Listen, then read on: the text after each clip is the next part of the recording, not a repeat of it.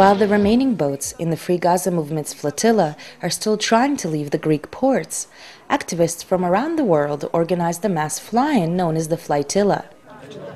I understand that you're the one in charge of this harbor. Now you're the one who keeps stopping us day after day from going.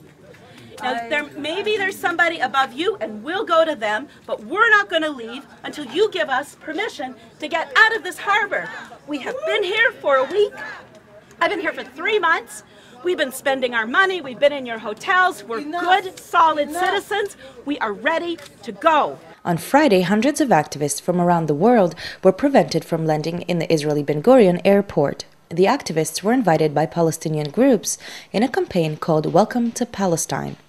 The fly-in was meant to protest Israel's practice of frequently denying the entry of activists and diaspora Palestinians into the occupied territories. Israel has only one international airport, hence activists who wish to volunteer in the West Bank or Gaza must either land in Tel Aviv or in Jordan. In response to Israel's frequent refusal of entry and deportation of activists, most do not declare that their intention is to visit the occupied Palestinian territories. Like the boat flotillas were prevented from leaving the Turkish and Greek ports, so were most of the hundreds of activists prevented from even boarding their flights to Israel. On Wednesday, the Israeli Ministry of Interior sent a letter to many airlines alongside a list of passengers. They were to deny boarding the planes. La compagnie et les compagnies aériennes nous ont donné un document émanant du ministère de l'Intérieur israélien, nous interdisant de prendre l'avion, et les compagnies aériennes exécutent un ordre venant du ministère de l'Intérieur d'Israël, alors qu'on est sur le territoire français. The letter warned that failure to comply will result in a delay on the flight and the return on the same flight. While most activists weren't allowed to even leave their home countries, dozens arrived and are being deported.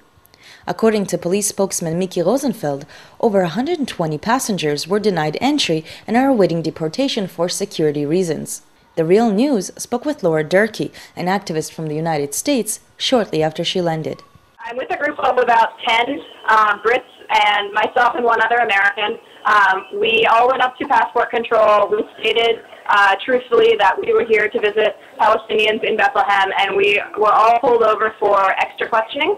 I think it does expose a policy of the Israeli government that people have always experienced on an individual level, which is that if you say that you are here to visit Palestinians, there's a high likelihood that you will be denied entry or deported or at least given extensive questioning. Anything that happens to internationals is a, pale reflection of the obstacles that Palestinians face, and many Palestinians who are born abroad are never able to enter Palestine, even though it's the country of their ancestry.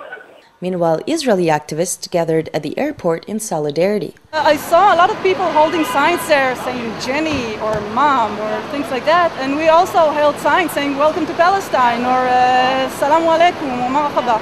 And people who held signs to greet the activists were immediately dragged out. Most of them were arrested.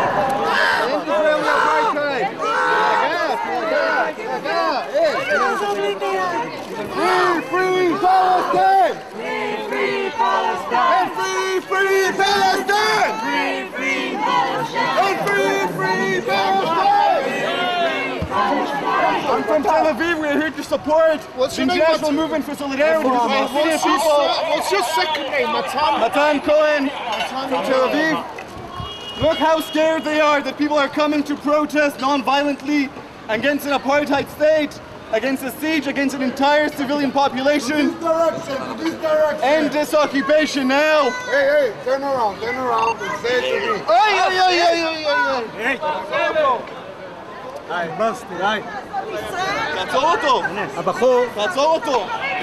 Also arrested was Larry Dürfner, a left-wing contributor to the Jerusalem Post.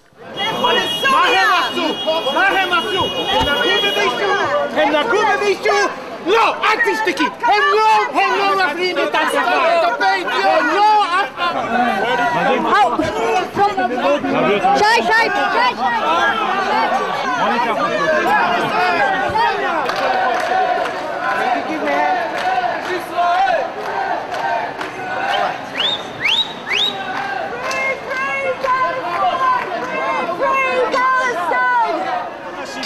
הורג הרבה אנשים. אתם לא מדברים. ישראל סותמת פיות של פעילים למען זכויות הפלסטינים כבר 40 שנה. אני אומרת לאנשים פה שהם לא יוכלו לשלוט בעם אחר לעד, והמצב הזה של הכיבוש והאפרטהייד הוא ייגמר, והוא ייגמר בעזרת פעילי סולידריות. היא לא יהודייה, זאת יהודייה הזאת? לכי תעבדי בכביש. יא גרמנית! נאצים! יא גרמנית! Throughout their arrests, the Israeli activists were repeatedly hit, spat on, and insulted by passers-by, whom the police ignored.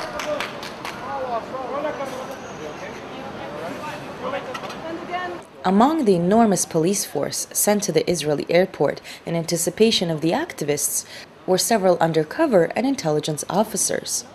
2 Israeli journalists with connection to the Israeli left and who frequently cover solidarity protests were detained while trying to cover the action. While filming for the Real News, I was detained alongside them. תן לי תגובה רשמית. דרך הדובר, תבקשי אישור ותוכלי לקבל תגובה רשמית ממני. אבל הסיבה העקרונית לפי מה שאתה אומר זה שאתה מגרש אותנו בסיבה ביטחונית. נכון. סיבה ביטחונית. עיתונאים, 3 עיתונאים בשבילך זה סיבה ביטחונית. היו פה 200 עיתונאים, אתה לא מגרש אותם.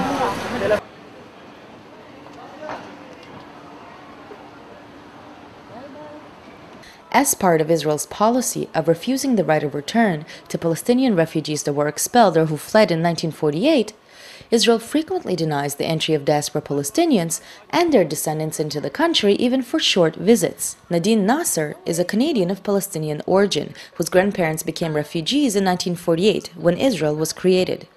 She has also been repeatedly denied entry into Israel. Here she recalls the first time she was interrogated at the Israeli airport. I was asked a number of questions. Were your parents born here? And when I said no, then they asked, have your parents ever lived here before? And as soon as I said yes, the woman that was sitting at the passport control desk slammed my passport down and sent me to a room. And the room was actually, it was like a waiting room full of other Arabs. I was called into another waiting room with a woman who became my main interrogator. Again, referring to the indigenous peoples of the land, said the situation in Israel is the situation in Canada is very similar to the situation in Israel. If you lived in Israel, would you work on behalf of the state of Israel to kick Palestinians off their land? And so I was taken aback by this question and didn't want to answer. They had my hands, my arms back, and I was being walked. So like it was still a scene, and people were still seeing it, and I wanted them to know what was happening. I wanted them to know I'm not some sort of a criminal. I'm not some sort of a threat to the state of Israel. I am just Palestinian. And so I was trying to tell people that without screaming it out because I didn't want to go to jail.